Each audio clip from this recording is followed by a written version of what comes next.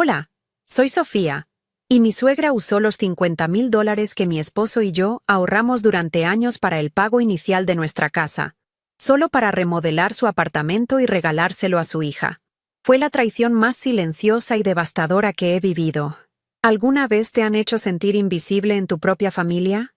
Antes de contarte cómo fue ese almuerzo dominical donde nos arrancaron el futuro de las manos, déjame un comentario diciéndome desde dónde me estás viendo y suscríbete al canal. Créeme, no querrás perderte lo que pasó cuando mi esposo finalmente tuvo que elegir entre su madre y yo. El conflicto comenzó de la forma más sutil, envuelto en promesas y amor familiar. Mateo y yo vivíamos en un pequeño apartamento alquilado en las afueras de Miami, contando cada centavo. Nuestro sueño era simple: un lugar propio, un pequeño nido donde empezar a construir nuestra vida lejos del ruido y las presiones. Cada dólar que ahorrábamos iba a una cuenta conjunta que veíamos crecer con orgullo. Pero entonces, mi suegra, Elena, nos presentó su gran plan. Su apartamento, en una zona mucho más cotizada, necesitaba una remodelación completa y nos aseguró verbalmente, con una mano en el corazón, que si la ayudábamos a financiar la obra, ese lugar sería para Mateo en el futuro. Es una inversión para ustedes, mis hijos, nos decía. Y Mateo, cegado por la lealtad de un buen hijo, le creyó sin dudarlo. Al principio, las transferencias eran pequeñas, unos cientos de dólares para los planos del arquitecto, luego un poco más para los permisos, pero pronto, las llamadas de Elena se volvieron una constante en nuestras vidas. Mijo, el contratista dice que el mármol italiano para la cocina es mucho mejor, pero cuesta un poco más, decía con esa voz dulce y manipuladora que tan bien conocía. Yo veía nuestra cuenta de ahorros, la que actualizaba obsesivamente en mi aplicación del banco, disminuir con cada llamada. Veía cómo los 50,000, nuestro umbral sagrado para el pago inicial, se iban desvaneciendo en pisos de madera de roble, en electrodomésticos de acero inoxidable que nunca usaríamos, y en un baño de lujo con una tina que solo existía en mis pesadillas financieras. Cada vez que intentaba hablar con Mateo, él me tranquilizaba diciendo: «Amor, es nuestro futuro. Mamá jamás nos haría daño». La situación se sentía cada vez más asfixiante. Mientras nosotros comíamos pasta en casa para ahorrar, sabíamos que nuestro dinero estaba pagando por gabinetes de diseño en el apartamento de Elena. Dejamos de salir con amigos, cancelamos nuestra única semana de vacaciones del año, y yo empecé a tomar turnos extra en mi trabajo.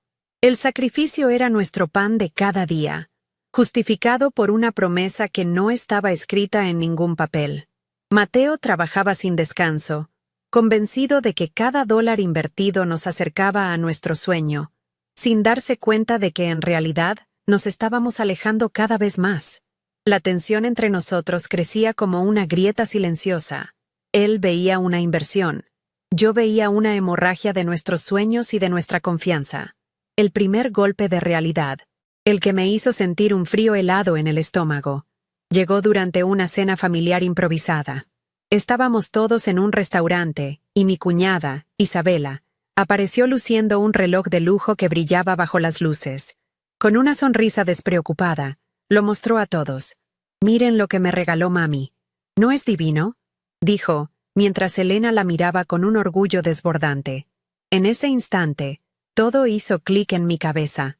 Mi suegra, la mujer que nos pedía dinero casi semanalmente para su proyecto, tenía suficiente para comprarle un reloj carísimo a su hija favorita, solo porque sí. Miré a Mateo, esperando ver alguna reacción, pero él solo sonrió y felicitó a su hermana. Esa noche no pude dormir. La imagen del reloj contrastaba dolorosamente con el saldo decreciente de nuestra cuenta bancaria.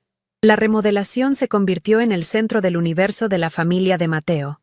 Las conversaciones giraban en torno a las muestras de pintura, los tipos de grifería y los plazos de entrega.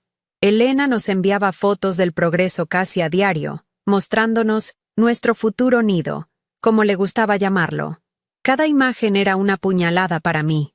Veía los acabados de lujo, la cocina de revista, el balcón con vistas a la ciudad, y solo podía pensar en las horas extra que había trabajado, en los cafés con amigas que había rechazado, en la ansiedad que sentía cada vez que abría la aplicación del banco. Me sentía como una espectadora de mi propia vida, una simple proveedora de fondos para un sueño que, cada vez más, sentía que no me pertenecía. La soledad dentro de mi propio matrimonio era abrumadora.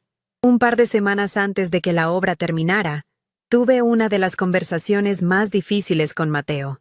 Me senté con él, con el celular en la mano, y le mostré el historial de transferencias. Mateo, ya hemos gastado los $50,000. Todo. No nos queda nada para nuestro pago inicial, le dije, con la voz temblorosa. Él miró la pantalla, y por primera vez vi una sombra de duda en sus ojos, pero desapareció tan rápido como llegó, reemplazada por una lealtad inquebrantable. Sofía, ya casi terminamos. Mamá nos lo va a devolver todo. Ya verás. Es una mujer de palabra. Solo un poco más de paciencia, me respondió, casi como si estuviera tratando de convencerse a sí mismo. Se levantó y evitó mi mirada, dejando la conversación en el aire y a mí con un nudo de impotencia en la garganta. La llamada final llegó un martes por la noche. Era Elena, eufórica. Ya casi está listo. Solo faltan unos detalles, los toques finales para que quede perfecto para la gran revelación, anunció. Su voz era pura alegría, mientras la mía era un pozo de ansiedad. Necesito un último favorcito. Mis amores, es para los jardineros del balcón y unas lámparas de diseño que encontré. Mateo, a mi lado en el sofá, cerró los ojos y suspiró. Me miró, buscando mi aprobación, pero yo ya no tenía fuerzas para luchar. Solo asentí con la cabeza, derrotada. Él le prometió que al día siguiente haría la transferencia, asegurándole que estaríamos allí el domingo para el almuerzo familiar, donde, según ella, celebraríamos el fin del proyecto. Ese almuerzo, que se suponía era una celebración, se cernía sobre mí como una tormenta. La noche antes de ese domingo fue una de las más largas de mi vida. Mientras Mateo dormía, yo miraba el techo de nuestro pequeño apartamento. Pensaba en las paredes que necesitaban una mano de pintura, en la gotera del baño que habíamos pospuesto a arreglar para mandar dinero a su madre. Pensaba en el apartamento de Elena, impecable, nuevo, brillante, pagado con nuestro sudor y nuestros sacrificios. Un sentimiento extraño se apoderó de mí, una mezcla de tristeza profunda y una rabia fría que empezaba a nacer en mi interior. Me sentía borrada, como si mi esfuerzo, mi opinión y mis sueños no valieran absolutamente nada. Sabía, con una certeza aterradora, que algo estaba a punto de romperse para siempre, y no eran precisamente las paredes de nuestro viejo apartamento. El viaje en carro hacia el apartamento de Elena fue el más silencioso que Mateo y yo habíamos compartido. La tensión era tan densa que se podía cortar con un cuchillo. Él conducía con la mandíbula apretada, tratando de mantener una fachada de optimismo, mientras yo miraba por la ventana los barrios de Miami pasar como un borrón. Cada semáforo en rojo se sentía como una pausa dramática antes de la escena final de una obra de la que no quería ser parte. Recordaba mi insomnio de la noche anterior, esa certeza helada de que estábamos caminando directamente hacia una emboscada emocional. Mateo intentó tomar mi mano, pero la mía estaba fría y sin vida. Todo saldrá bien, Sophie. Ya verás, susurró, pero sus palabras sonaban huecas, un eco de las mismas promesas que nos habían llevado hasta este punto. Yo solo pude asentir, porque mi voz estaba atrapada en un nudo de miedo y resentimiento. Sabía que, sin importar lo que pasara, nuestra vida no volvería a ser la misma después de ese almuerzo. Al entrar al apartamento, el aire se me fue de los pulmones. Era como entrar en las páginas de una revista de diseño de interiores. El suelo de madera de roble brillaba bajo la luz de lámparas de diseño que nunca había visto antes. La cocina, con su isla de mármol italiano y electrodomésticos de última generación, era más grande que toda nuestra sala de estar. Cada detalle, desde los grifos dorados del baño hasta las cortinas de lino que colgaban impecablemente, era un recordatorio tangible de nuestros sacrificios. Elena nos recibió con un abrazo efusivo, actuando como la anfitriona perfecta en su nuevo palacio. «Bienvenidos a su futuro hogar», exclamó con una sonrisa radiante. Una frase que sonó a la vez como una promesa y una burla. Mateo sonrió, visiblemente impresionado y aliviado. Pero yo solo podía ver los números de nuestra cuenta bancaria reflejados en cada superficie pulida. Era hermoso, sí, pero era una belleza construida sobre la base de nuestros sueños rotos. La atmósfera era festiva, pero para mí se sentía forzada y opresiva. Estaban todos los tíos y primos, llenando el espacio con risas y cumplidos. Isabela, por supuesto, era el centro de atención, paseándose por el apartamento como si ya fuera suyo, luciendo ese mismo reloj de lujo que me había causado tanta angustia semanas atrás. Era un recordatorio visual y constante del doble estándar de mi suegra. Mientras nosotros contábamos centavos, su hija favorita recibía regalos que costaban el equivalente a meses de nuestro alquiler. Elena no dejaba de señalar cada detalle de la remodelación, atribuyéndose todo el mérito del buen gusto. Nadie mencionó nuestro aporte. Nadie preguntó por nuestro sacrificio. Éramos los financistas invisibles, los invitados de honor en una fiesta que se pagó con nuestro futuro. Me serví una copa de agua y me quedé en un rincón, observando la dinámica familiar como si fuera una extraña, porque en ese momento, eso es exactamente lo que era. De repente, en medio del murmullo, Elena nos hizo un gesto para que nos acercáramos. Puso una mano en el hombro de Mateo, y su expresión se suavizó. «Mijo, quiero que sepas que nada de esto hubiera sido posible sin ti», dijo en voz alta, para que varios pudieran escuchar. «Tu dedicación y tu apoyo han sido fundamentales. Has demostrado ser el mejor de los hijos». Mateo me miró de reojo, y en sus ojos vi un destello de triunfo, una mirada que decía, «¿Ves? Te lo dije, todo valió la pena». Por un instante, un frágil y diminuto brote de esperanza nació en mi pecho.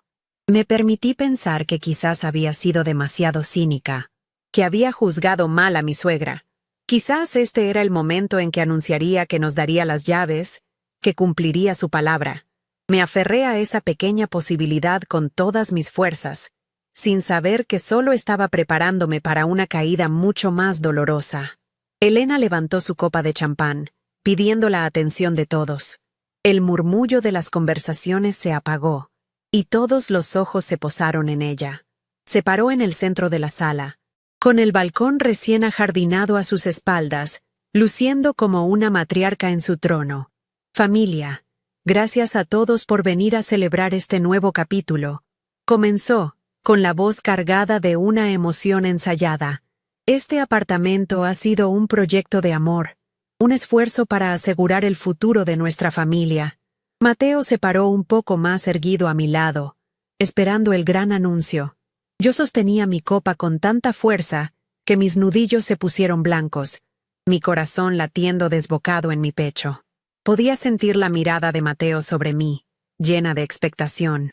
El aire se llenó de un silencio denso y pesado, el preludio de una tormenta que estaba a punto de desatarse justo encima de nuestras cabezas.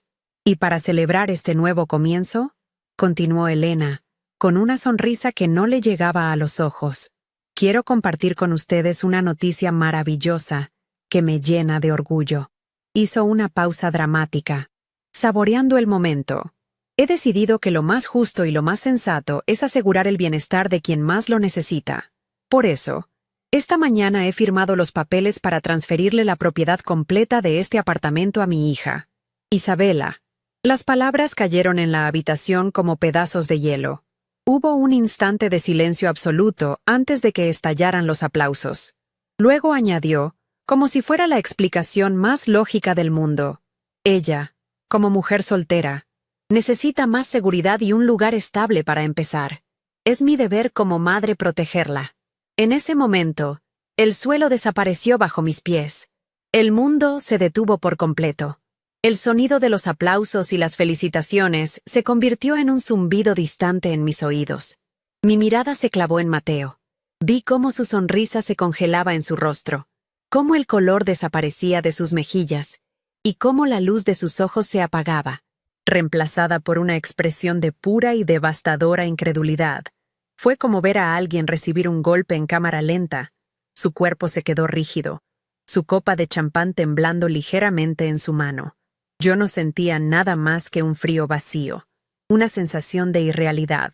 Miré a mi alrededor, a la cocina de mármol, a las lámparas de diseño, a los muebles nuevos, y por primera vez no vi dinero.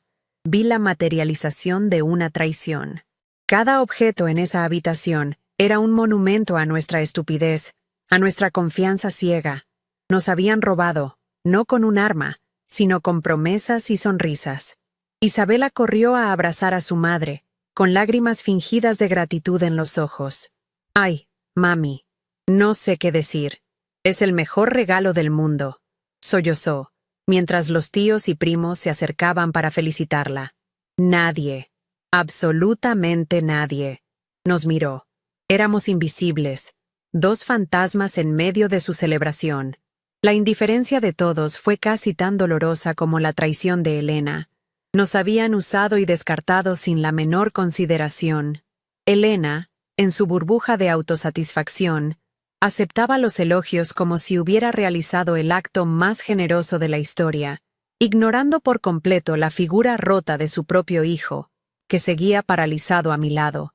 Era una maestra de la manipulación, capaz de vender una crueldad como un acto de amor maternal, y toda la familia le compraba la historia sin dudarlo. Fue entonces cuando Elena cometió el acto de crueldad final. Se acercó a Mateo, que todavía no había pronunciado una sola palabra, y le acarició la mejilla con una ternura venenosa. «Y a ti, mi amor», dijo con una voz suave y condescendiente. «Quiero darte las gracias de todo corazón por haber sido un hijo tan bueno y haber preparado este nido tan hermoso para tu hermana». Esa frase fue la estocada final. No éramos los futuros dueños, ni siquiera socios.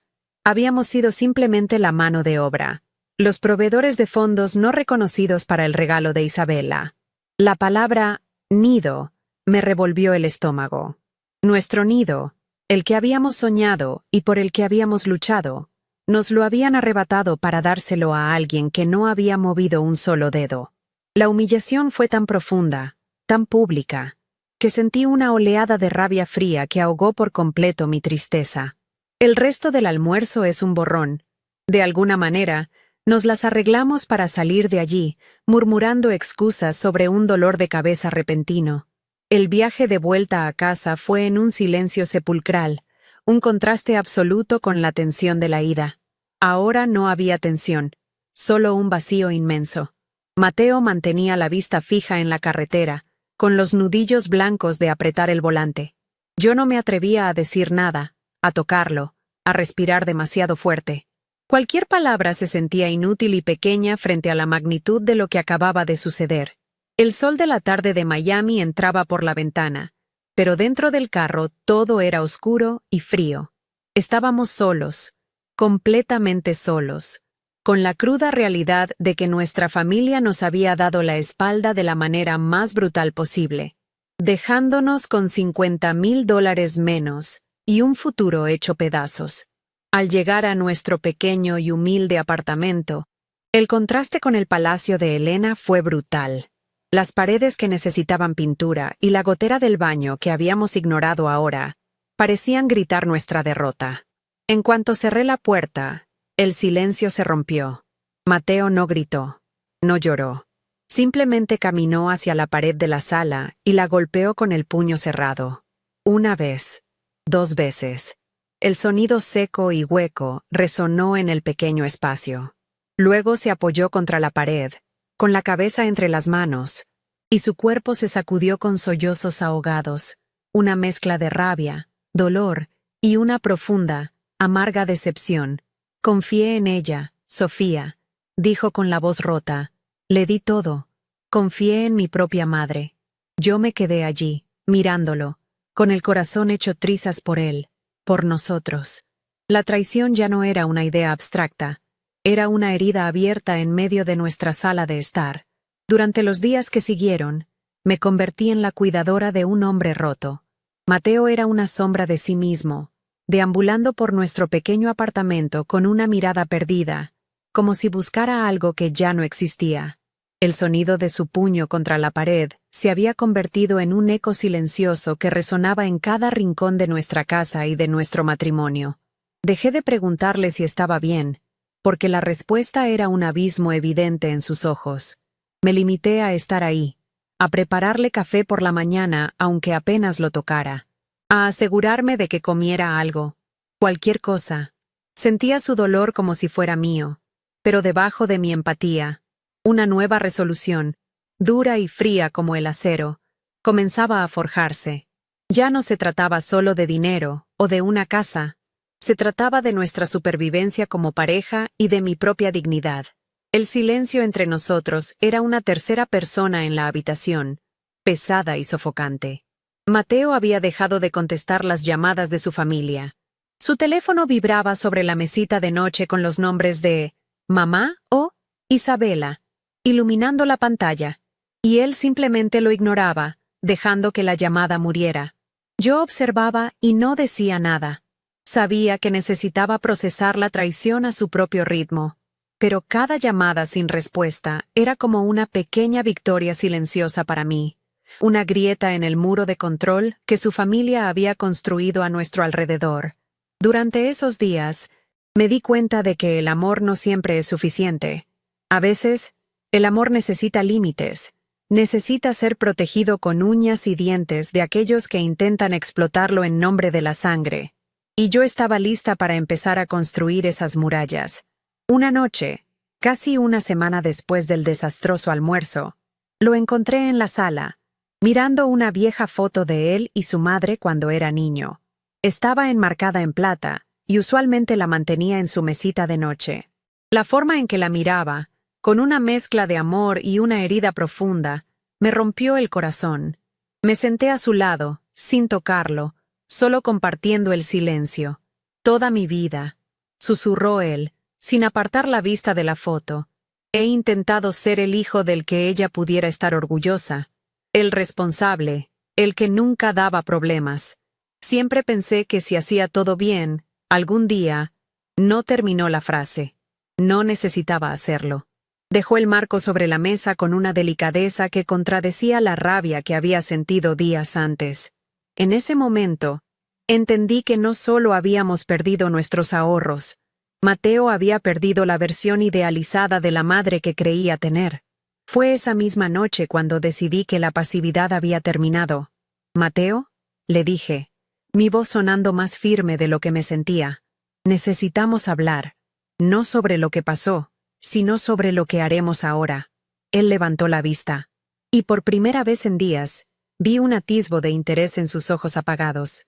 Le expliqué mi sentir, no con rabia, sino con una claridad dolorosa. Le dije que me sentía borrada, utilizada, y que no podía seguir viviendo así, esperando las migajas de aprobación de su familia. «No te estoy pidiendo que elijas entre ellos y yo», le aclaré, aunque en el fondo sabía que eso era exactamente lo que estaba pasando. «Te estoy pidiendo que nos elijas a nosotros, a nuestro futuro, el que construiremos juntos, lejos de todo esto». Mis palabras quedaron suspendidas en el aire, una encrucijada de la que dependía todo. Su reacción no fue inmediata. Se levantó y caminó por la pequeña sala, pasándose las manos por el pelo. Podía ver la lucha interna en su rostro, la lealtad filial batallando contra la cruda realidad de la traición. Se detuvo frente a la ventana, mirando la calle oscura. «Ellos son mi familia, Sofía», dijo en voz baja, casi como una disculpa. «Lo sé», respondí, acercándome a él. «Pero una familia no te destruye para construir a otro de sus miembros. Una familia no te roba los sueños sonriendo. Lo que ellos hicieron no fue un acto de familia, fue un acto de egoísmo puro y duro». Él no respondió, pero sentí un ligero cambio en su postura, como si mis palabras hubieran golpeado un nervio que él había estado tratando de ignorar. La semilla de la rebelión, por fin, había sido plantada. El punto de inflexión, el momento que lo cambió todo de forma irreversible, llegó 2 días después de la manera más inesperada. Mateo estaba buscando unos documentos viejos en una caja de recuerdos, cosas de la universidad, cartas, fotos. De repente, se quedó quieto, sosteniendo una pequeña tarjeta de felicitación.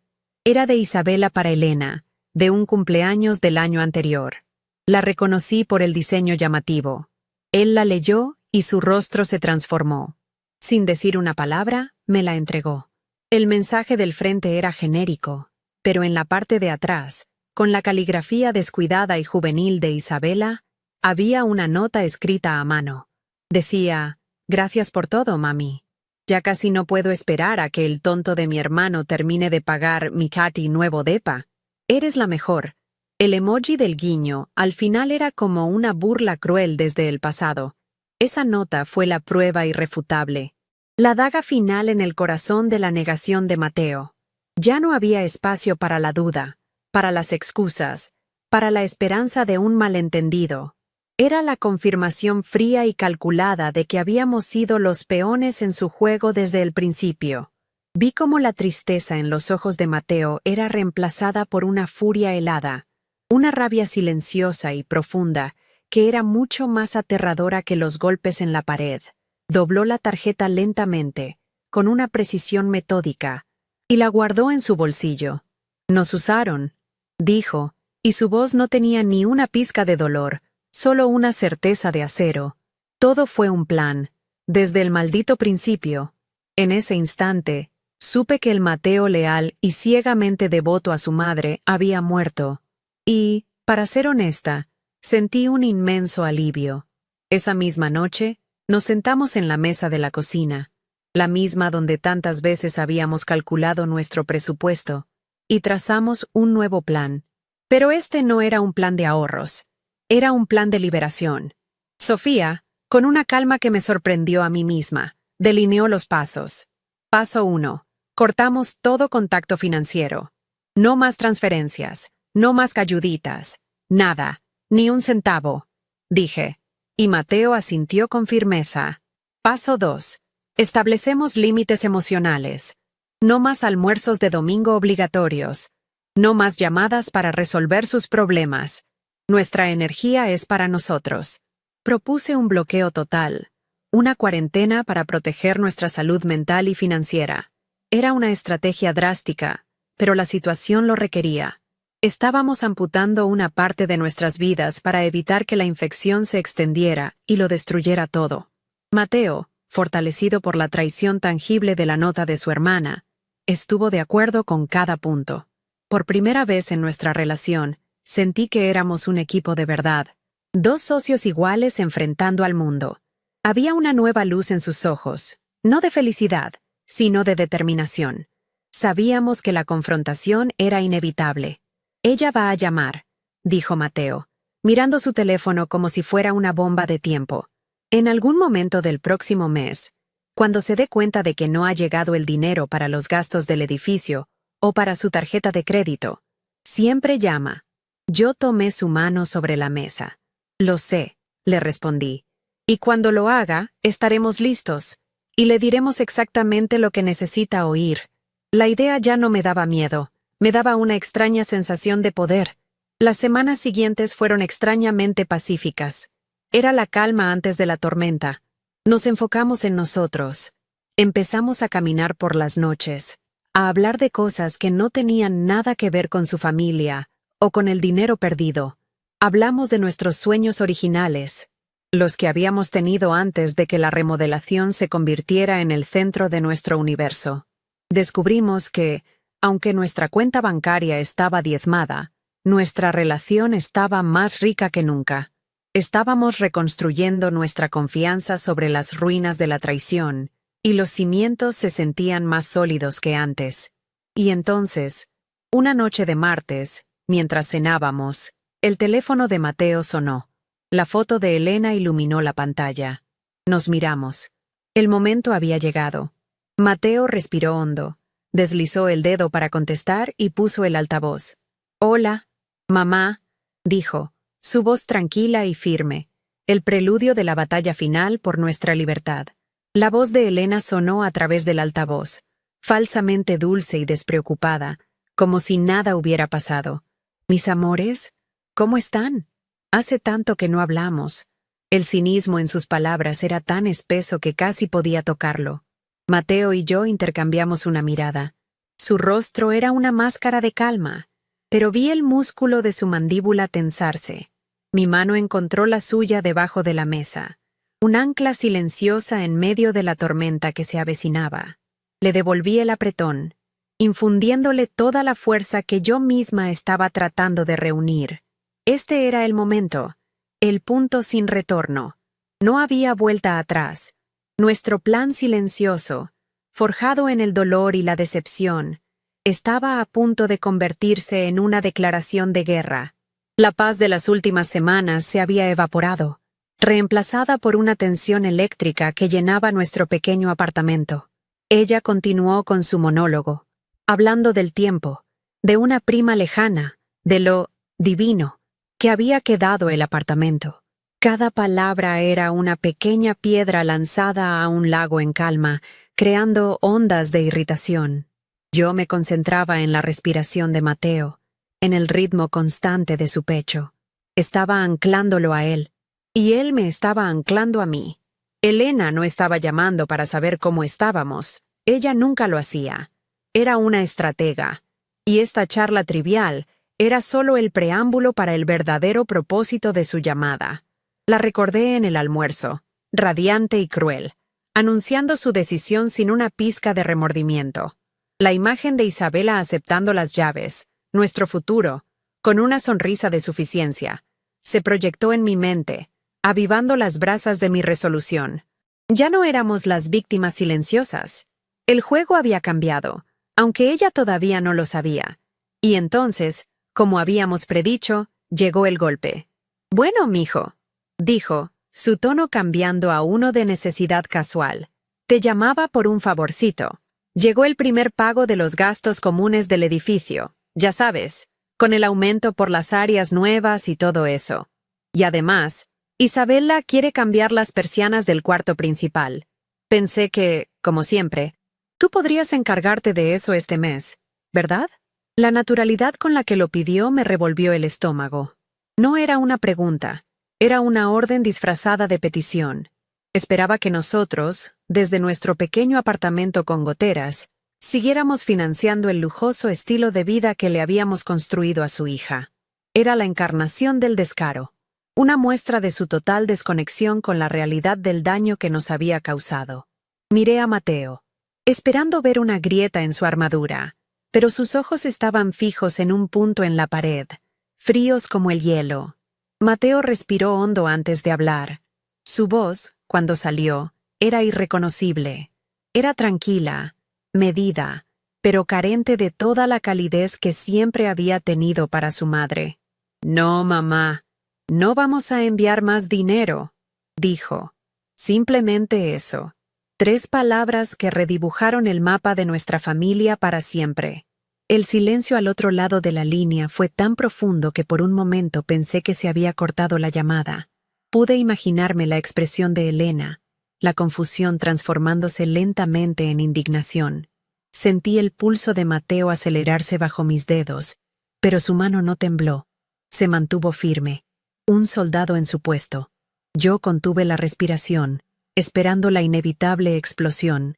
Habíamos lanzado la primera piedra en nuestra revolución personal, y ahora solo quedaba esperar el contraataque.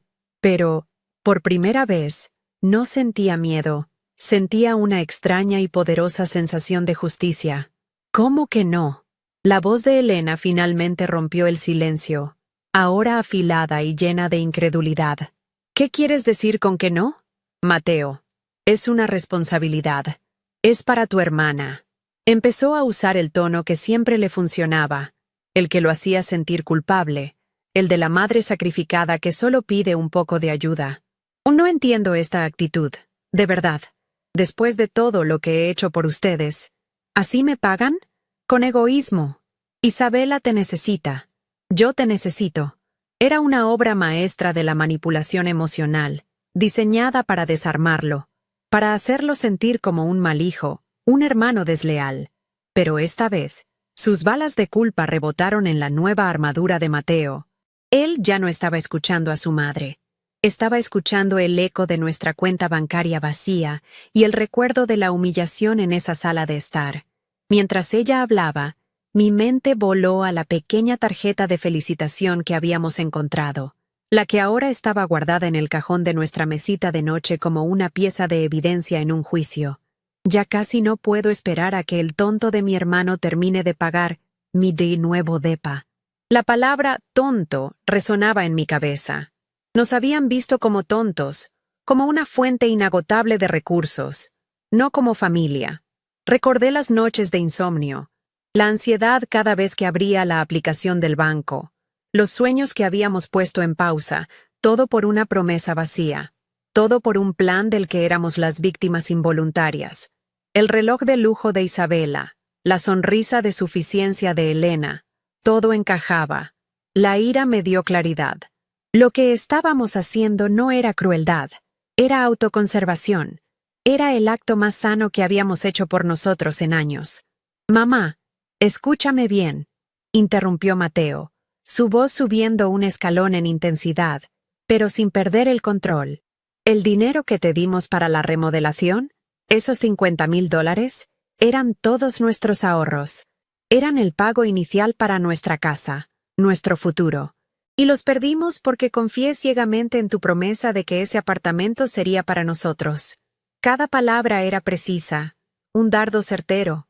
Estaba exponiendo la verdad, desnudando la transacción emocional y financiera que ella había disfrazado de amor familiar. El silencio al otro lado de la línea fue diferente esta vez. No era de sorpresa, era el silencio de alguien que ha sido descubierto. Podía sentir, a través del teléfono, cómo su castillo de mentiras empezaba a temblar. Por primera vez, Mateo no estaba pidiendo, no estaba suplicando, estaba declarando los hechos. Elena farfulló, intentando encontrar un argumento. Pero Ismijo, las circunstancias cambiaron. Isabela lo necesitaba más. ¿Cómo se supone que me las arregle ahora sin tu ayuda? Y esa fue la frase que él estaba esperando. La pregunta egoísta que lo ignoraba todo. Mateo me miró, y en sus ojos vi el dolor de la traición final, pero también la liberación de aceptar la verdad. Apretó mi mano con fuerza y se inclinó hacia el teléfono, su voz ahora cortante como un cristal roto. ¿Tienes tu pensión?, preguntó. Una pregunta retórica cargada de un significado profundo. Hubo una pausa de un segundo, y luego pronunció la frase que sellaría nuestro destino y nos daría la libertad. Entonces arréglate como puedas. La frase quedó suspendida en el aire. Brutal, definitiva e innegociable. Era el sonido de una puerta cerrándose para siempre. Un grito ahogado se escuchó al otro lado, probablemente de Isabela, que sin duda estaba escuchando todo. Luego, nada. Solo el zumbido de una línea abierta y una matriarca destronada que se había quedado sin palabras. La mujer que siempre tenía el control, que movía los hilos de todos, había sido silenciada por la simple y llana verdad. Mateo no esperó una respuesta. No le interesaba su ira, sus lágrimas de cocodrilo o sus intentos de manipulación. Ya había escuchado suficiente para toda una vida. Con un movimiento deliberado, extendió el dedo y presionó el botón rojo en la pantalla. El silencio que llenó nuestro apartamento después de que la llamada terminó fue el más profundo y pacífico que jamás había experimentado. Era el silencio de la libertad. Nos quedamos así por un largo rato, sentados en la mesa de nuestra cocina, con las manos entrelazadas. No había nada que decir. Todo se había dicho. Mateo finalmente levantó la vista y me miró. Sus ojos estaban llenos de una mezcla de emociones. Dolor por la familia que había perdido, pero también un inmenso alivio. Una lágrima solitaria rodó por su mejilla, y yo la sequé con mi pulgar. No era una lágrima de tristeza, sino de catarsis. Se acabó, susurró él, y su voz sonó como si se hubiera quitado un peso de 100 kilos de encima. Sí, respondí, inclinándome para besar su frente. Se acabó. Financieramente estábamos en cero, pero emocionalmente éramos más ricos que nunca. Habíamos perdido una casa, pero habíamos salvado nuestro hogar. Y en ese momento, eso era lo único que importaba. El silencio que siguió a la llamada fue denso, casi sagrado. Era como si el aire de nuestro pequeño apartamento se hubiera purificado, liberado de años de toxicidad y obligaciones no deseadas. Mateo y yo permanecimos inmóviles, con las manos todavía entrelazadas sobre la mesa de la cocina. No era un silencio incómodo, sino uno de entendimiento profundo, de victoria compartida. Habíamos cruzado una línea invisible, y ambos sabíamos que no había vuelta atrás.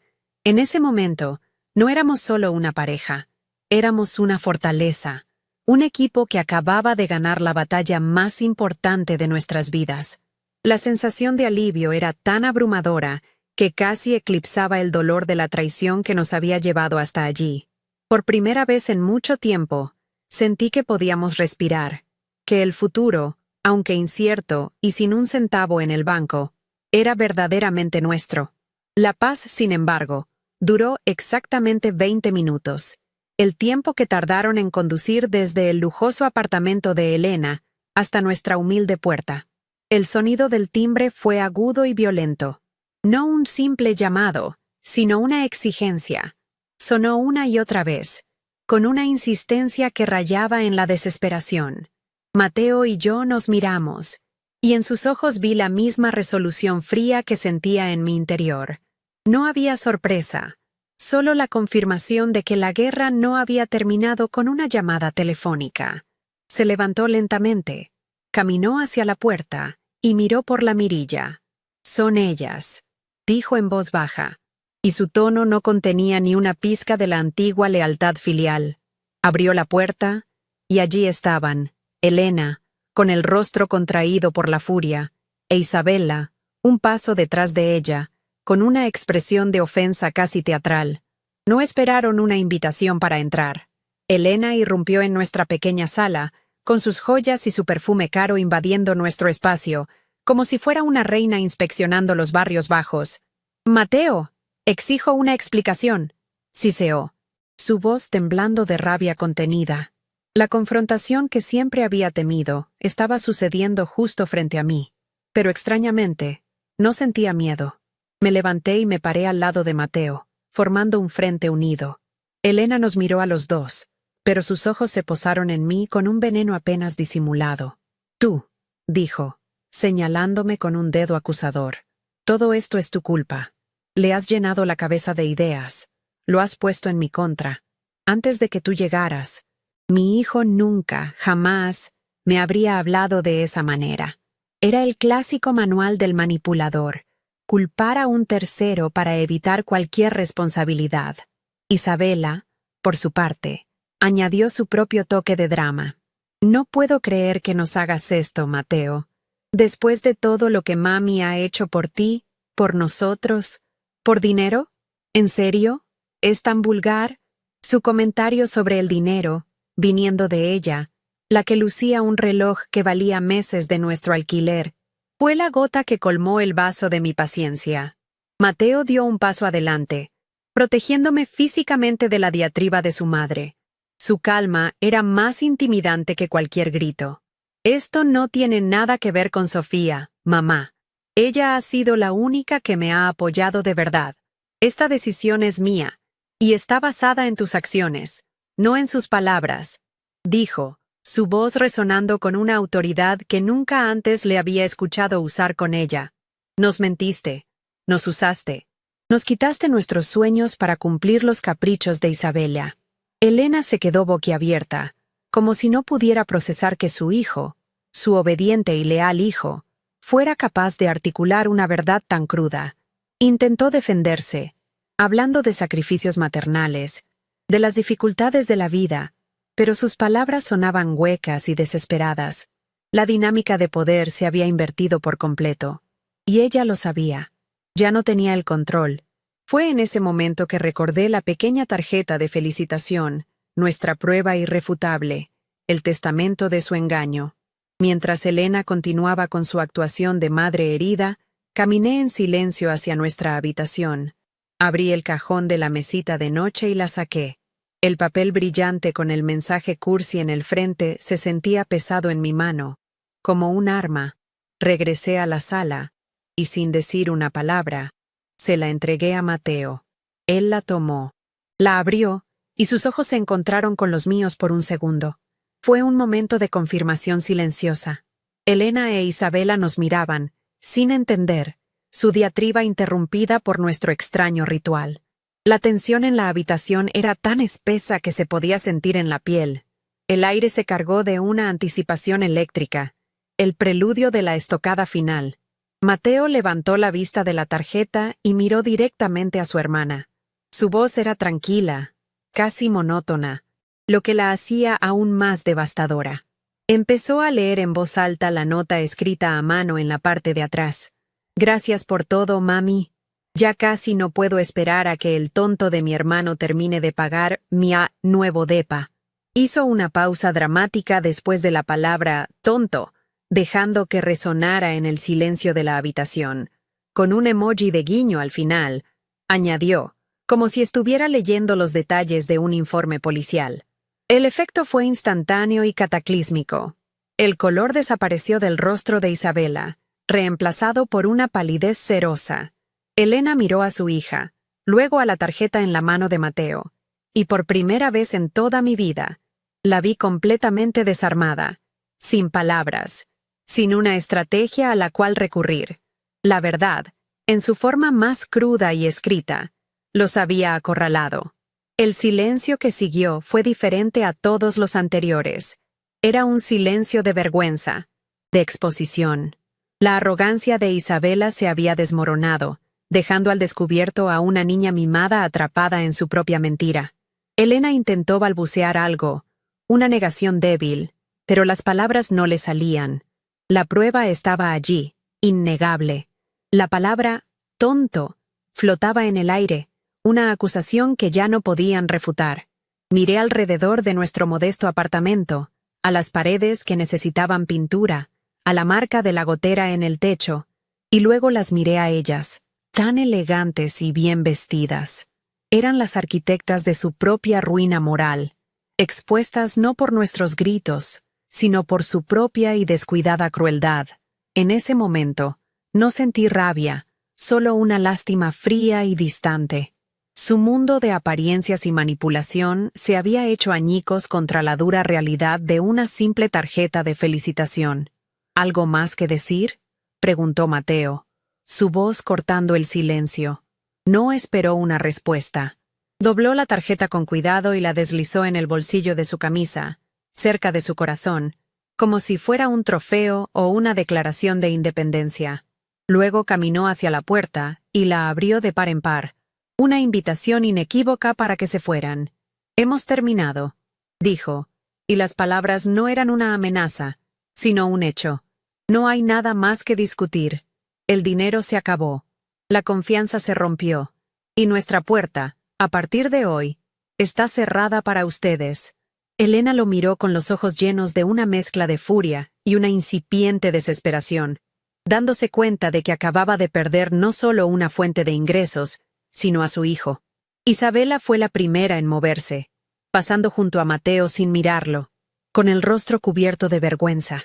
Elena se quedó un momento más, como esperando un último milagro, una última oportunidad para revertir la situación. Pero al ver la expresión inquebrantable en el rostro de su hijo, supo que no la había. Salió detrás de su hija, derrotada. Mateo cerró la puerta con un sonido suave y definitivo. El clic de la cerradura fue el sonido más liberador que había escuchado en mi vida. Era el final de un capítulo doloroso y el comienzo de nuestra verdadera vida juntos.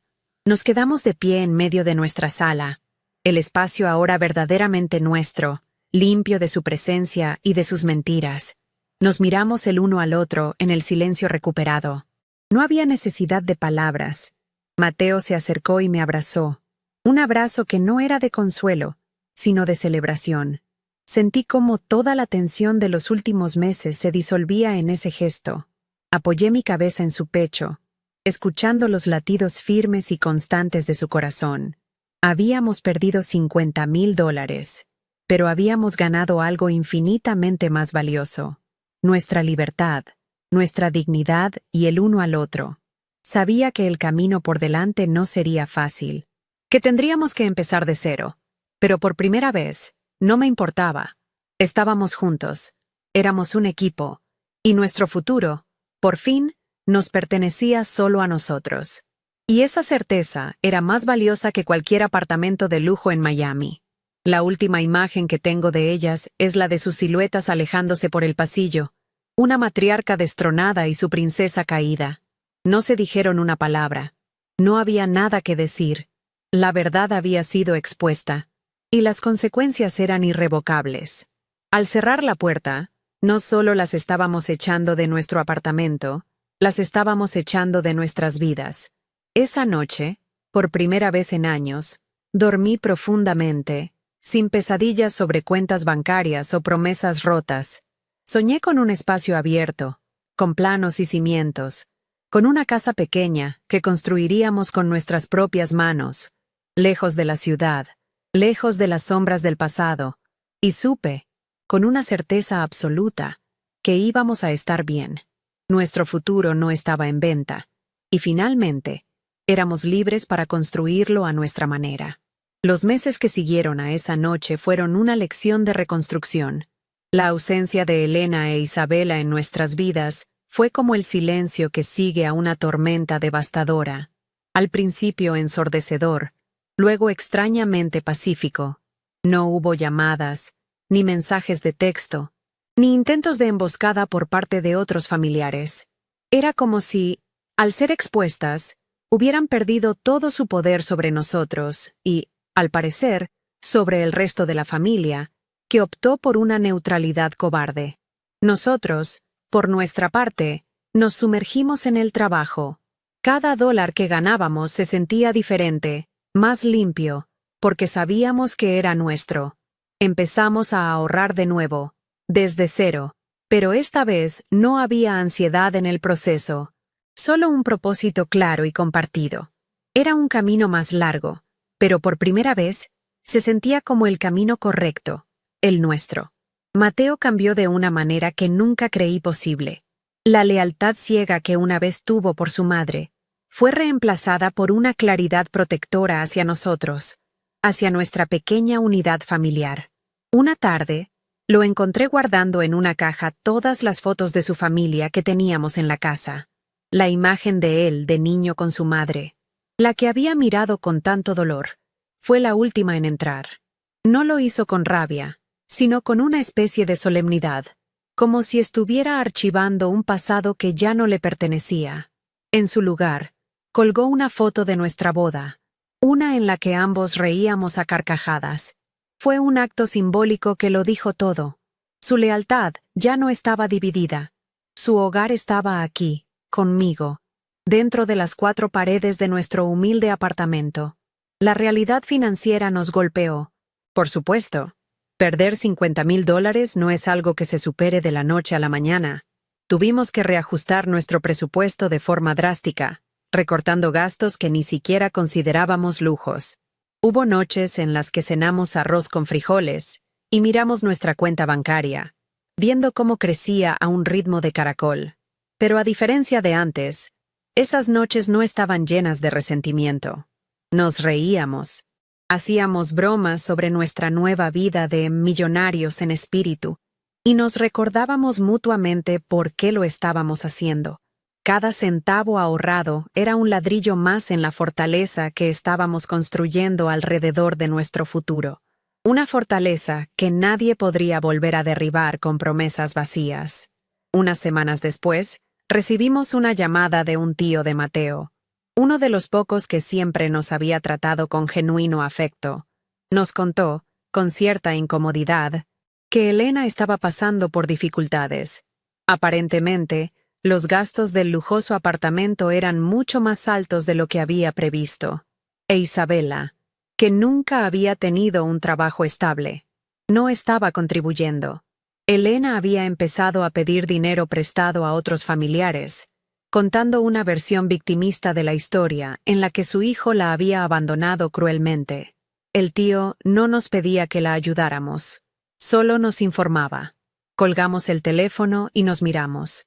No había satisfacción en la noticia, solo una triste confirmación de que las consecuencias, tarde o temprano, siempre llegan. El estatus final de nuestras relaciones familiares quedó sellado en piedra. Con Elena e Isabela, El contacto se cortó por completo.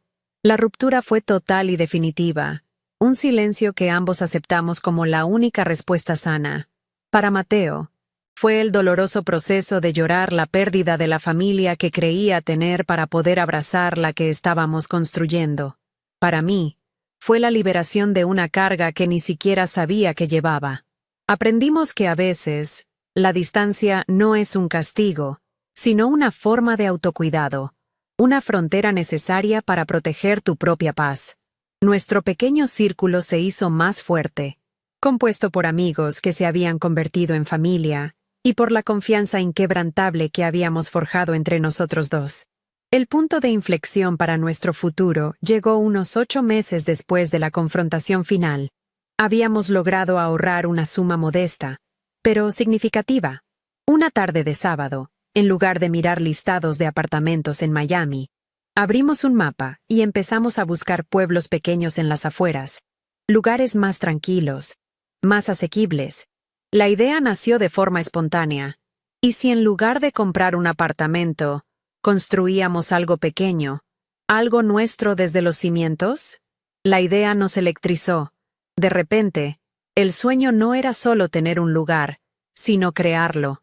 Pasamos toda la noche investigando sobre casas prefabricadas, terrenos pequeños y planes de construcción para principiantes. La esperanza, que había sido una pequeña llama, se convirtió en una hoguera. El apartamento de Elena, aquel que fue el escenario de nuestra mayor humillación, se convirtió en una especie de leyenda familiar. Supimos, por rumores, que se había convertido en una jaula de oro para ella e Isabela. La carga financiera de mantenerlo sin nuestra ayuda las obligó a cambiar drásticamente su estilo de vida. Isabela finalmente tuvo que buscar un trabajo a tiempo completo, y Elena tuvo que vender su coche. El nido que con tanto esfuerzo habíamos pagado se transformó en el símbolo de su propia caída, un recordatorio constante de lo que habían perdido por su codicia. No nos alegrábamos de su desgracia, pero entendimos que el universo tiene una forma extraña y a veces justa de equilibrar las cuentas. Y así, nuestra historia llega a su fin, no en un lujoso apartamento con vistas a la ciudad, sino en la mesa de nuestra cocina, con una taza de café y un montón de papeles esparcidos. Son los planos de una casa pequeña, de no más de 90 metros cuadrados, con un porche delantero y espacio para un pequeño jardín. Mateo señala dónde quiere plantar un árbol de limón, y yo imagino nuestras futuras sillas mecedoras en ese porche. No es grande, no es lujoso, pero cada línea de ese plano se siente más nuestra que cualquier mármol italiano. Hemos perdido dinero, sí, pero hemos ganado una claridad que no tiene precio. Hemos aprendido a diferenciar entre el valor de las cosas y el valor de nuestra paz. Al final, los $50,000 no fueron una pérdida, fueron el costo de nuestra libertad. Fue la matrícula que pagamos por la lección más importante de nuestras vidas, que una familia no te exige sacrificios, los comparte. Una familia no te quita, te da. Y un hogar no se mide por sus acabados de lujo, sino por la solidez de la confianza sobre la que está construido. Mientras miro a Mateo, que sonríe con una ilusión que no le veía en años, entiendo que ya tenemos nuestro hogar. Siempre lo tuvimos, aquí mismo, el uno en el otro. Y nuestro futuro, este que estamos dibujando en papel, finalmente, no está en venta. Mirando estos planos sobre la mesa de nuestra cocina, a menudo pienso en el contraste entre este pedazo de papel y aquel apartamento de lujo. Ese lugar, pagado con nuestro sudor y nuestras lágrimas, era un monumento a la mentira, un escenario para la traición. Era hermoso, sí, pero era hueco, sin alma. Este pequeño dibujo, en cambio, con sus líneas simples y sus medidas modestas, se siente más real, más sólido que cualquier pared de mármol, porque un hogar no se construye con dinero ni con acabados de diseñador. Se construye con respeto, con confianza y con la certeza de que la persona que duerme a tu lado es tu socio, tu equipo, tu refugio. Aprendimos de la manera más dura que el verdadero lujo no es tener una vista a la ciudad, sino tener paz en el corazón. La gente a veces me pregunta si no siento rabia por haber perdido esos $50,000. Y la verdad es que al principio sí. Sentía una furia que me quemaba por dentro. Pero con el tiempo, he llegado a ver ese dinero de otra manera. No fue una pérdida, fue una inversión. Fue el precio que pagamos por nuestra educación. La matrícula de la lección más valiosa de nuestras vidas. Nos costó $50,000 aprender a poner límites, a valorar nuestra propia dignidad por encima de la aprobación de los demás y a entender que la palabra familia no es un cheque en blanco para el abuso emocional y financiero. Fue el dinero más caro y, a la vez, mejor gastado de nuestra historia, porque nos compró la libertad y nos devolvió a nosotros mismos. Lo que le pasó a Mateo fue una transformación profunda. Perdió la inocencia, la idea de que la sangre garantiza la lealtad, pero en ese proceso, se encontró a sí mismo. Se convirtió en el hombre que siempre supe que era, fuerte, decidido y ferozmente protector de nuestro hogar. La crisis no nos rompió, nos forjó, nos obligó a comunicarnos, a ser brutalmente honestos y a elegirnos el uno al otro por encima de todo. Descubrimos que nuestra relación era más fuerte que cualquier manipulación, que nuestro amor, puesto a prueba por el fuego, era a prueba de balas. Dejamos de ser dos personas que compartían un apartamento para convertirnos en una unidad inquebrantable, una fortaleza de dos. Y eso me lleva a la lección más grande de todas.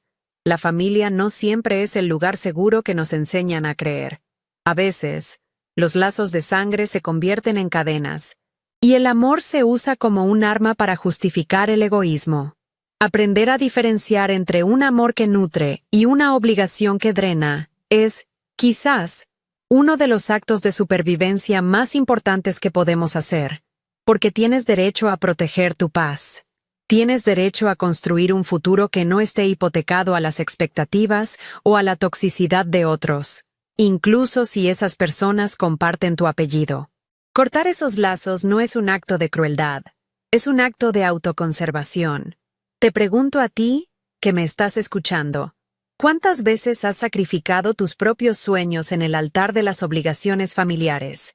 ¿Cuántas veces has dicho sí con la boca, mientras tu alma gritaba ¿no?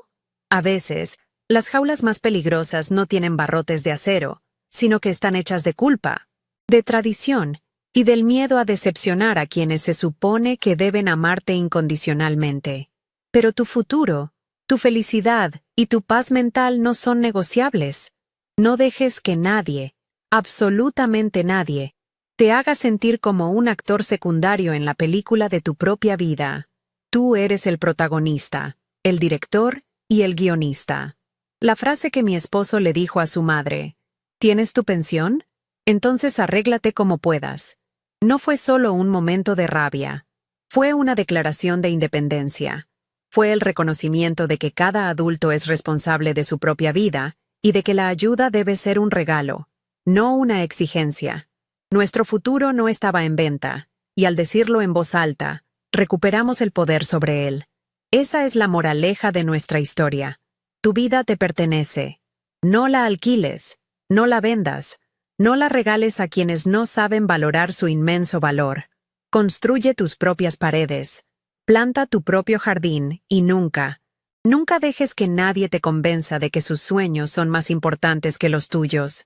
Si algo de lo que he compartido hoy ha tocado una fibra en tu corazón, si alguna vez te has sentido invisible, o has luchado por encontrar tu voz, quiero que sepas que no estás solo. Este canal es un espacio para historias como la nuestra, historias de resiliencia, de límites y de la increíble fuerza que encontramos cuando decidimos elegirnos a nosotros mismos. Suscríbete y únete a nuestra comunidad. Y déjame un comentario contándome qué lección te llevas de mi experiencia. Leer tus historias nos da fuerza a todos. Y nos recuerda que, sin importar lo difícil que sea el camino, siempre es posible reconstruir un futuro que sea verdaderamente nuestro.